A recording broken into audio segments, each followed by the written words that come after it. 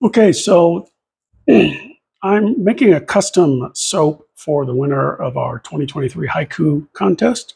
It's an annual contest we sponsor every year. The winner has a soap that is created based off the language of the poem, and then we embed their poetry into the soap in some way. So, what I'm doing here, since the winning poem talks about a snake shedding its skin, I'm making what's called a snake shed soap.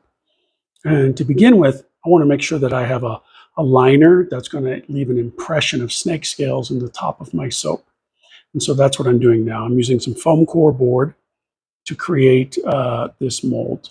So I'm using my wood mold as a base to put it on, because that way I know that it's even, and then I can get my measurements correct, because I'll just line up the side pieces with the edges of the interior of the mold, and then I will glue everything down with hot glue so that there's no possibility of silicone leaking all over the place.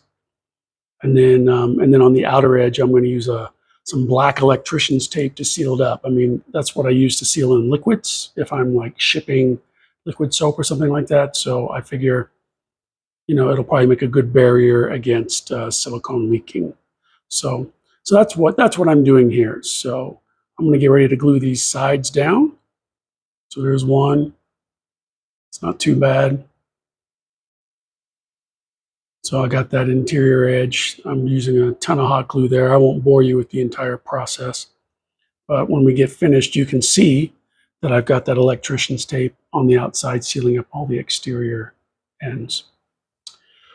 This snake skin comes courtesy of a teacher friend of mine. He's a biology teacher, and he also raises snakes. Thanks, Ryan. Appreciate it very much. This was from a huge boa constrictor that he had. My original idea was to cut this into sections and glue it into the mold, because it is a lot of snakeskin. As you can see, it's as long as the mold is. But when I got done cutting it into sections, I realized that leaving it as a tube was going to make it too narrow. So what I ended up doing was cutting it flat. So like each section that I cut, I slid it open, kind of like you would a plastic bag, and that way it would cover the entire interior of that mold. And then I just used some spray adhesive to glue it down. And then, obviously you got to wait for it to dry before you pour in any kind of silicone, because it make a weird chemical reaction.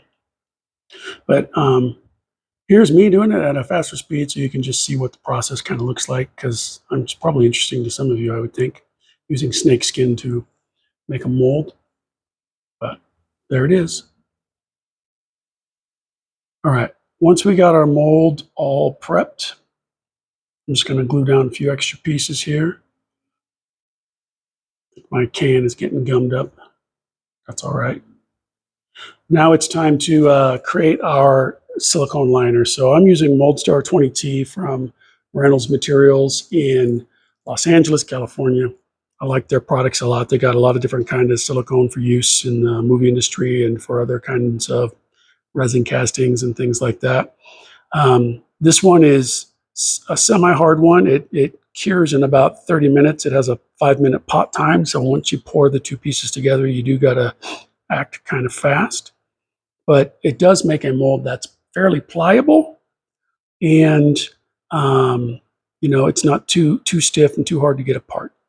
So I like this one a lot. So I will speed up this process just so you can see that. I'm measuring out equal parts of the molding material, and then I'm going to stir them together. Stirring took me about 5 minutes-ish or so.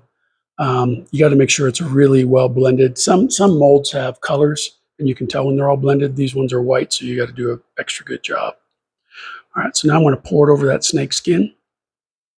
The purpose of this is to create a snake scale liner, right?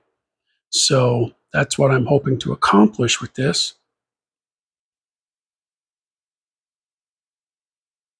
It's already starting to thicken up. You can see it's pretty thick. I got it in probably just in time. And then I'm just going to let it sit. I'll go play Legend of Zelda or something like that.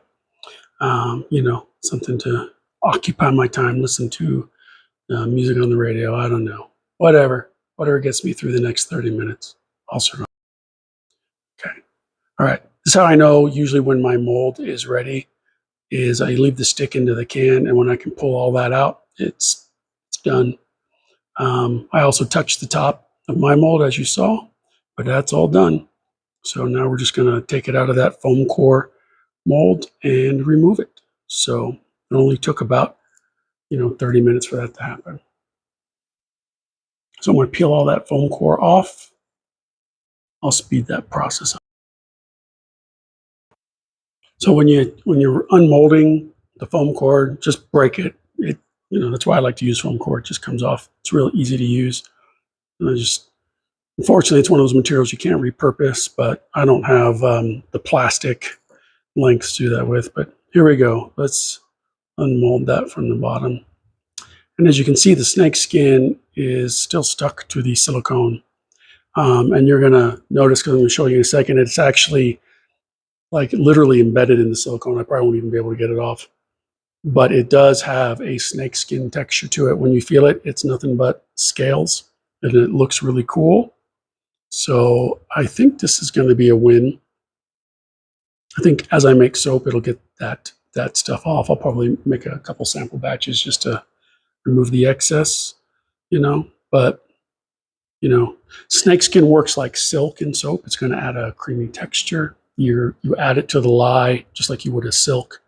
You dissolve it in the lye, and it just adds a nice softness to soap that doesn't exist otherwise. Think about like when you add vitamin E to lotions. It's really cool.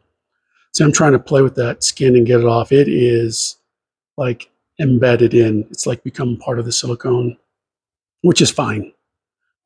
It's super thin, and I was a little concerned that it wouldn't even work, but it does work.